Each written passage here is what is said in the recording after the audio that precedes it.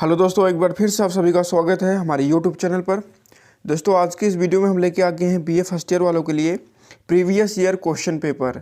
ठीक है, जो क्वेश्चन पेपर 2020 में हुआ था पॉलिटिकल साइंस का सेकंड पेपर का प्रीवियस ईयर क्वेश्चन पेपर लेके आ गए हैं बीए फर्स्ट ईयर वालों के लिए।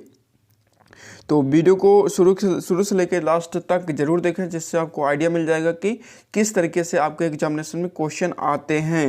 चलिए वीडियो को स्टार्ट करते हैं।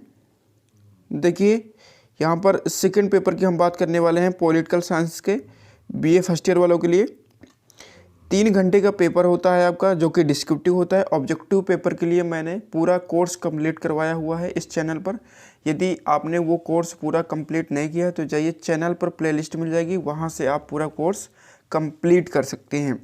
सेकंड पेपर हमारा डिस्क्रिप्टिव होता है, जो कि 50 नंबर का आता है। समय आपको 3 घंटे दिए जाते हैं। यहाँ पर कुछ नोट दिया गया है, इसको आपको पढ़ लेना चाहिए। सभी खंडों से निर्देशानुसार, ठीक है, सभी खंडों से निर्देशानुसार प्रश्नों के उत्तर दीजिए। देखिए, यहाँ ये पेपर जो है कुछ खंडों में, कुछ पार्ट में डिवाइड है, और प्रत्येक पार्ट के क्वेश्चन आपको उसके निर्देश के अनुसार ही अटेम्प्ट करने हैं, उसके निर्देश के अनुसार ही उत्तर देने हैं।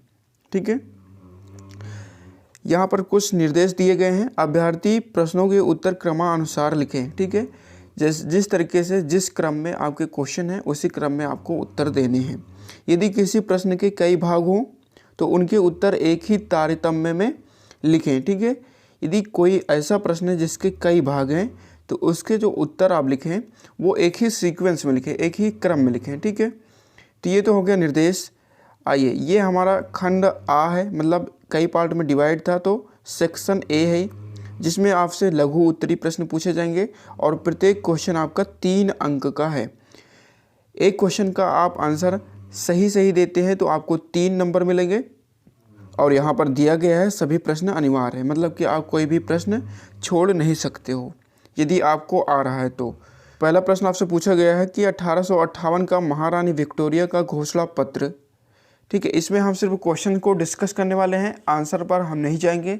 यदि आप लोग चाहते हैं कि इसका आंसर भी बताया जाए तो कमेंट बॉक्स में अपनी राय ज़रूर दें, और यदि आप लोगों की इच्छा रहेगी तो हम इसके लिए पूरा सॉल्व पेपर भी ज़रूर लेके आएंगे। ये जो क्वेश्चन पेपर है पूरा इसका सलूशन आपके लिए लेकर आएंगे। और फर्स्ट पेपर हमने, जैसा कि फर्स्ट पेपर का कोर्स कंप्लीट करवा दिया है, और सेकंड पेपर के लिए जो इम्पोर्टेंट टॉपिक हैं उनके लिए भी हम वीडियो बनाने का प्रयास कर रहे हैं, और जल्द से जल्द आपको वीडियो देखने को मिलेगा। ठीक है, तो आपको वीडियो पाने के लिए चैनल को सब्सक्राइब करके बेल आइकन को दबा लेना है, जिससे मैं सेकंड पेपर के इम्पॉर्टेंट टॉपिक वाली वीडियो अपलोड करूं तो उसका नोटिफिकेशन आपको मिल जाए। ठीक है, ये तो बात हो गई। और यहाँ पर पहला क्वेश्चन है, 1858 का महारानी विक्टोरिया का जो घोषणा पत्र था वो क्या था?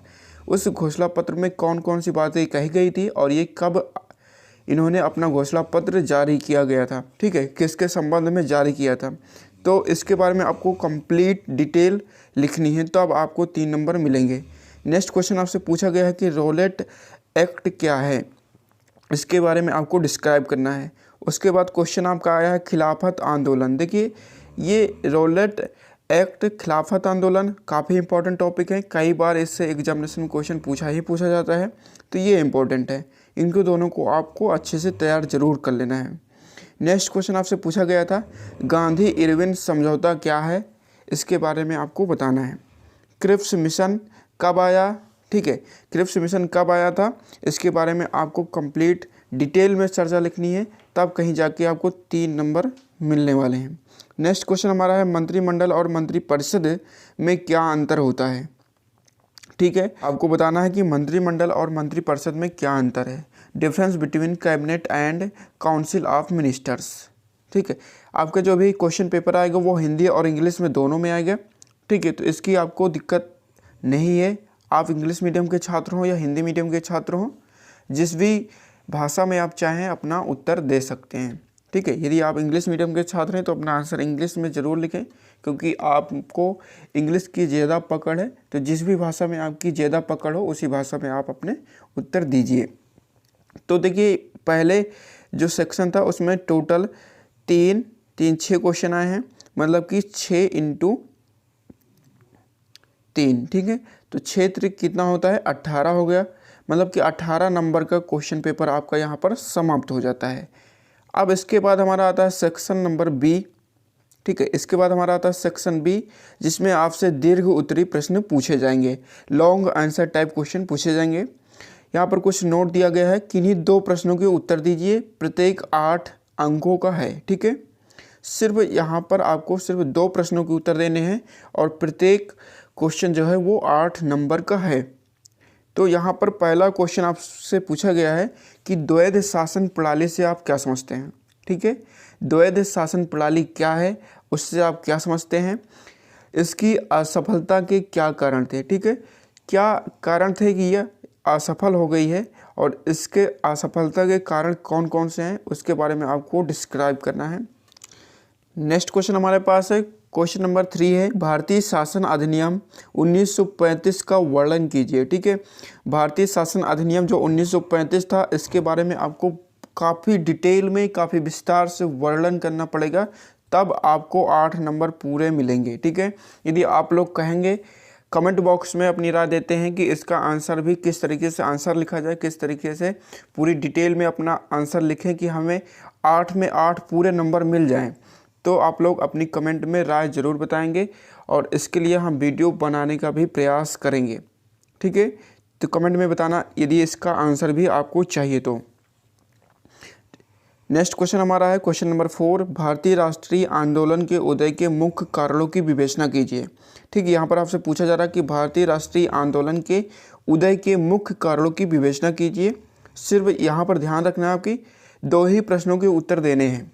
ठीक है, जैसा कि पहला प्रश्न ऊपर हो गया है, दूसरा ये है, तीसरा ये है और चौथा प्रश्न ये है, भारत के राष्ट्रपति के शक्तियों एवं कार्यों का वर्णन कीजिए। ठीक है, जो भारत का राष्ट्रपति है, इसकी शक्तियों एवं कार्यों का वर्णन कीजिए। क्या वह नाम मात्र का प्रधान है। ठीक है, यहाँ पर एक स्टेटमेंट भी दिया गया है आपको, क्या वह नाम मात्र का प्रधान है, तो इस कथन की पुष्टि भी कीजिए। ठीक है, इस कथन की आपको पुष्टि भी करना है कि वो नाम मात्र का प्रधान वास्तव में है। तो ये इस तरीके से आपका ये खंड भी समाप्त होता है। इसमें आपको सिर्फ 2 प्रश्न करने हैं, 8 नंबर का एक प्रश्न है, 2 प्रश्न करने पर आपको 16 अंक प्राप्त हो जाएंगे। ठीक है, अब आता है हमारा section number C. Okay, section number C आता है, ये भी हमारा दीर्घ उत्तरीय प्रश्न होता है, इसमें भी 8 नंबर का क्वेश्चन आता है। ठीक है, और इसमें भी आपको सिर्फ 2 ही प्रश्नों के उत्तर देने हैं, मतलब कि ये सेक्शन जो है ये भी 16 अंकों का है। ओके, इसमें भी 2 क्वेश्चन करने हैं, प्रत्येक 8 नंबर का क्वेश्चन है। तो देखिए, पहला क्वेश्चन आपसे इसमें पूछा गया है कि लोकसभा तथा राज्यसभा की शक्तियों की तुलनात्मक विवेचना कीजिए। ठीक है, लोकसभा तथा राज्यसभा की शक्तियों की तुलनात्मक विवेचना कीजिए।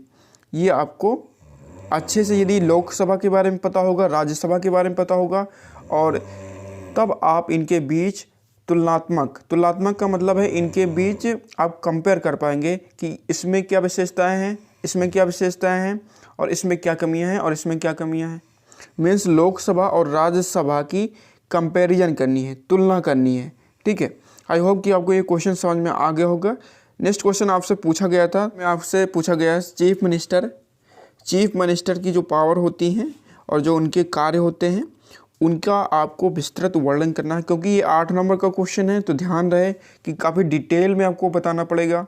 ठीक है, और देखिए, क्वेश्चन लिखने का सही तरीका यह है कि जिस भी अनुच्छेद में, जिस भी आर्टिकल में उनकी कार्यों का, उनके शक्तियों का वर्णन किया गया है, वो अनुच्छेद, वो आर्टिकल आप ज़रूर मेंशन करें, तभी जो एग्जामिनर होगा वो आपको अच्छे अंक देगा। ठीक है, तो अनुच्छेद का प्रयोग जरूर करते रहें। जहाँ पर कोई फिलोसफर है, ठीक है, कोई दार्शनिक है, उसका स्टेटमेंट है, तो उसको भी आप ज़रूर लिखें। इससे आपका आंसर जो है वो प्रभावशाली बन जाता है। और अपने आंसर में ब्लैक और ब्लू पेन का अच्छे से इस्तेमाल करें। जो आपको लगे कि इम्पोर्टेंट है, जो आप हाईलाइट करना चाहें, उसको अंडरलाइन ज़रूर कर दें, ताकि एग्जामिनर की नज़र में वो जल्दी आ जाए, जिससे वो समझ सके कि आपने मेहनत से एग्जामिनेशन दिया है और अच्छी तरीके से आपने स्पष्ट किया हुआ है। ठीक है, तो पॉइंट वाइज लिखें, हाईलाइट करें, अपने मेन बिंदुओं को ब्लैक पेन से लिखें। ठीक है, ब्लैक और ब्लू पेन का सही इस्तेमाल करें। तो ये सारी चीज़ें हैं अच्छे नंबर लाने के और क्वेश्चन में 8 पूरे अंक प्राप्त करने के। यदि आप लोग कहेंगे तो इसके किस तरीके से आपको आंसर राइटिंग करनी है, आंसर राइटिंग के लिए टिप्स की वीडियो भी मैं बनाऊंगा, ठीक है। किस तरीके से आपको अच्छे से आंसर लिखना है, प्रभावशाली उत्तर लिखना है, तो उसके लिए भी मैं जल्द से जल्द वीडियो अपलोड करूंगा, जिसके चलते आपको काफ़ी हेल्प मिलेगा, काफ़ी आइडिया मिलेगा कि किस तरीके से आपको आंसर राइटिंग करनी है, जिससे आपको ग्रेजुएशन में अच्छे नंबर प्राप्त हो सके।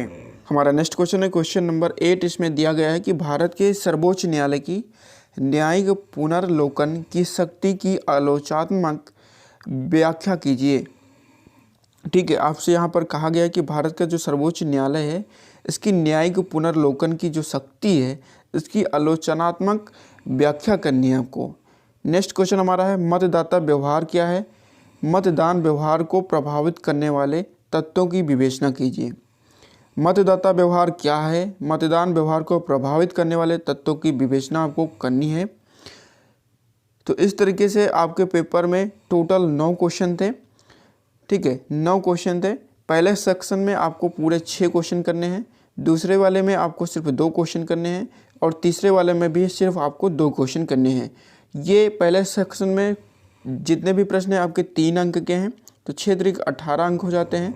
इसका 2 क्वेश्चन करना है आपको, प्रत्येक क्वेश्चन 8 नंबर का है, तो ये 8 दूनी 16 अंकों का हो जाता है और ये भी 8 अंकों का है, तो ये भी 8 दूनी 16 अंकों का हो जाता है। इस तरीके से टोटल मिला करके ये 50 मार्क का आपका क्वेश्चन पेपर हो जाता है।